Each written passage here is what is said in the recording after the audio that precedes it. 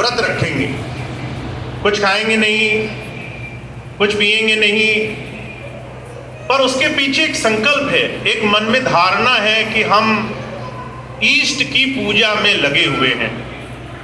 पर जो कहा करते थे इसको 9 रातें क्यों कहा गया, इसको 9 दिन क्यों नहीं कहा गया? आप दिन में पूजा पाठ कर रहे हैं, रात को तो सो जाएंगे, फिर रातों की इतनी जिक्र क्यों कही गई? तो महाराज जी इस बात को थोड़ा समझा रहे हैं। कहते हैं कि इस रात का, इस शरीर में अंधेरे का, अंधकार का बड़ा महत्व है। आप संसार में सिर्फ एक ही चीज लेकर आए हैं, वो ये कि मन माया का अंधकार ऐसा है जिससे छूटने का रास्ता नहीं है। आप आंखें बंद करें, आपको अंधकार दिखेगा। उस अंधकार में प्रकाश करने की क्षमता दुनिया की किसी शक्ति के पास नहीं।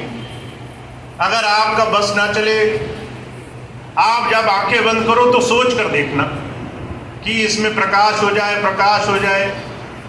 बहुत सोचोगे, बहुत सोचोगे, थोड़ी देर रोशनी दिखेगी, फिर चली जाएगी। आप उसको टिकाए नहीं रख सकते।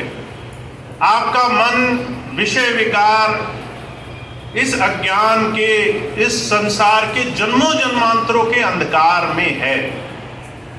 अर्जुन कहते हैं आपको ये इशारा दिया गया है कि इस रात में आपको प्रकाश करना है, इस अंधेरे में, अंधकार में आपको प्रकाश की तरफ जाना है। इसलिए महाराज जी क्या कहा करते थे? कहा करते थे, या जागे कोई जोगी भोगी, या जागे कोई चोर रे, या जागे कोई संत ज्ञानी लगी नाम से डोर रे। रात को कौन जागता है? या तो कोई चोर जागेगा, उसको चोरी करनी है, दिन में करेगा तो सबको दिखेगा। कहते या भोगी जागेगा, जिसको भोग वासनाएं करनी है, दिन में सबके सामने करेगा तो सब देखेंगे, सब उलाना देंगे। फिर कहते हैं या फिर संत जागेगा, महापुरुष जागेगा। क्यों? दिन में सब देखेंगे, रात को कोई नहीं देखता। संत महापुरुष कहाँ साधना में लीन रहते हैं? किस अंधकार में वो इस ध्यान को जोड़ने में जीवन बिताते हैं। महाराज जी एक मिसाल फरमाया करते थे। एक बार गूंगा पहलवान था।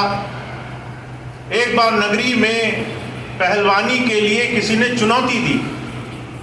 बहुत सारे लोग आए, लड़े, लड़ करके हार गए।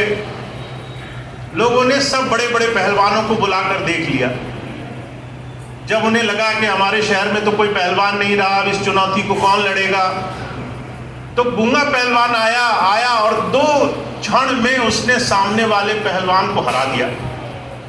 लोगों ने बड़ी वाहवाही करी, कहने लगे ये तो बहुत बड़ा पहलवान है। और उसकी बड़ाई के पीछे उन्होंने तारीफ ये करनी शुरू करी कि ये बहुत ही बड़ा पहलवान है, जरूर या तो भाग्य से जीत गया होगा, या फिर जो है इसको ऐसा परमात्मा ने बनाया है। हमारे और आपके साथ भी यही होता है। हम कोई अच्छा काम बहुत मेहनत के बाद जब करने में कामयाब होते हैं तो लोग कई बार भाग्य को उसका सिराना पहना देते हैं। इसके अंदर कोई योग्यता नहीं है, इसको तो भाग्य की वजह से मिल गया, इसका भाग्य अच्छा होगा इसलिए काम हो गया। पर महाराज जी कहा करते थे कोई नहीं जानता गूंगा पहलवान कितनी रात जाग जाग करके दंगल में जो है मेहनत कर करके इस स्थान तक पहुंचा है।